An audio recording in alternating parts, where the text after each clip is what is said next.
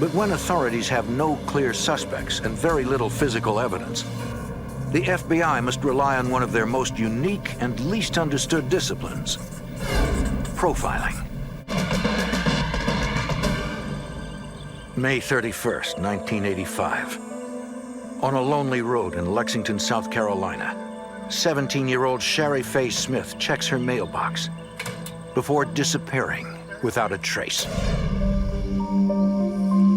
Shari! 2 days of fruitless searching leads investigators to conclude that she has been abducted. Early the next morning, their fears are realized when the missing girl's family receives a call from the kidnapper. He explains they will eventually get their daughter back and tells them that they will receive a letter later that day. When the letter finally arrives, the family is horrified. Written in Shari's handwriting, the document is entitled Last Will and Testament. In South Carolina, a young woman has been abducted. Her life is on the line, and investigators have no idea who the suspect is. In an effort to identify what sort of man would have kidnapped Shari Faye, investigators call upon FBI profilers at the Investigative Support Unit in Quantico, Virginia. Profilers are veteran agents who receive specialized training in criminology and applied psychology. Retired FBI Special Agent John Douglas advanced the art of behavioral profiling for the FBI. For over a decade, he and others conducted interviews with convicted killers, arsonists, rapists, and kidnappers in various prisons around the country. I tapped through that memory of theirs that no one has ever tapped into before when they were perpetrating the crime. It takes time, but once I'm in there, I get tremendous information.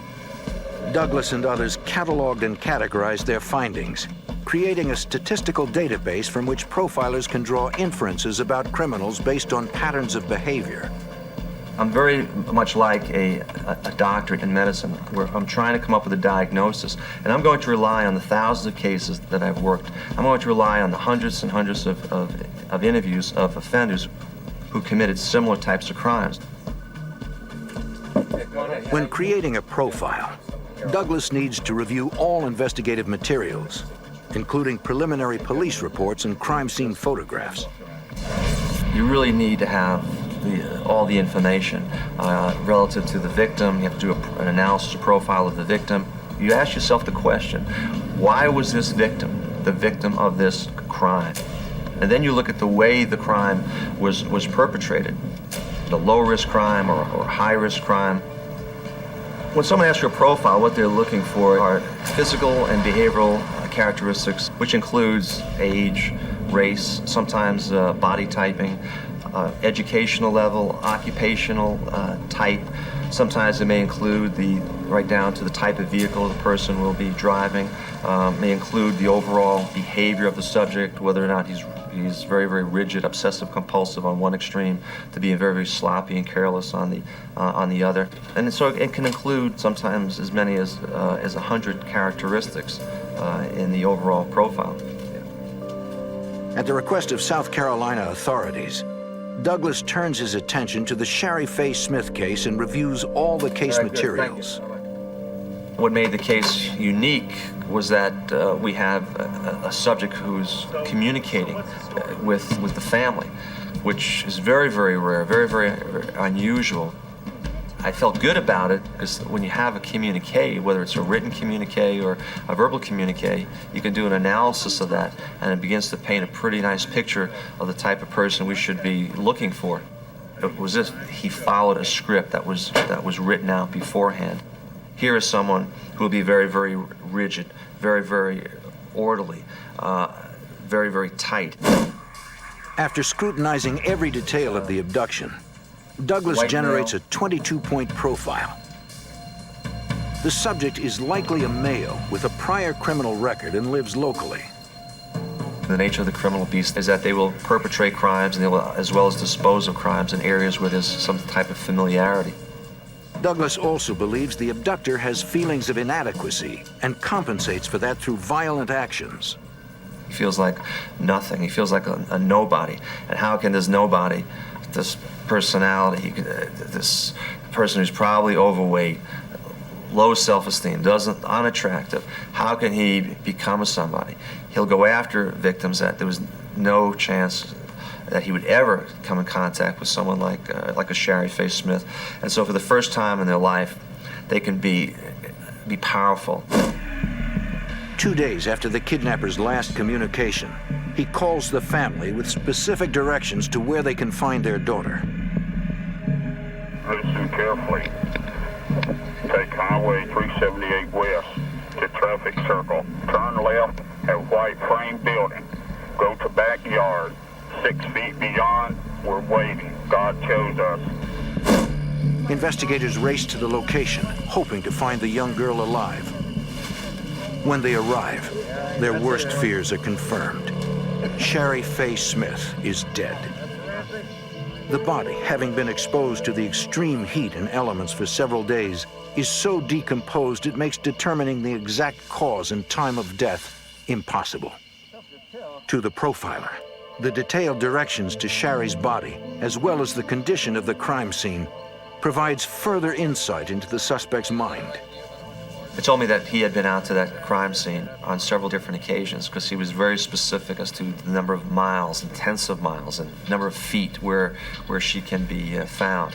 It also told me that he had some criminal sophistication because I believe what he did is he waited for her to go into advanced stages of decomposition, which would make it more difficult for law enforcement to determine cause and method of death.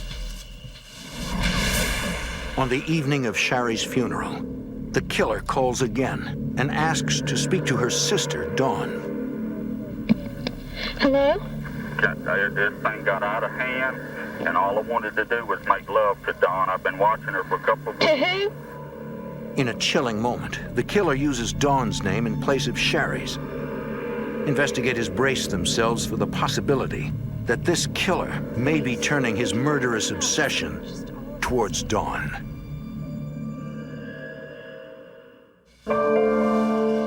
South Carolina investigators are searching for the man who murdered 17-year-old Shari Faye Smith. FBI profiler John Douglas assists the investigation by providing a profile of the suspect. After 2 weeks spent underground, the killer resurfaces. In a bold move, he snatches 9-year-old Deborah May Helmet from her front yard in plain view of another child. For profiler John Douglas, the killer's shift to a riskier crime is a sign that he is under duress. The crime does not reflect distress at that time. However, what happens when you start putting it together from experience of other cases, i.e. the Ted Bundy case, kills women at the Chi Omega house, and then he goes after a young child. He's totally starting to break down under the stress of being under the scrutiny of law enforcement trying to hunt him down. After kidnapping Shari Faye Smith, the killer had repeatedly called the family. But this time, he remained silent. Douglas must devise a plan to draw him out. He knows that killers will often follow their crimes in the media. So he decides to organize a memorial service that he knows will be reported in the newspapers. He hopes this will rekindle the killer's fascination with Shari Faye's sister, Dawn.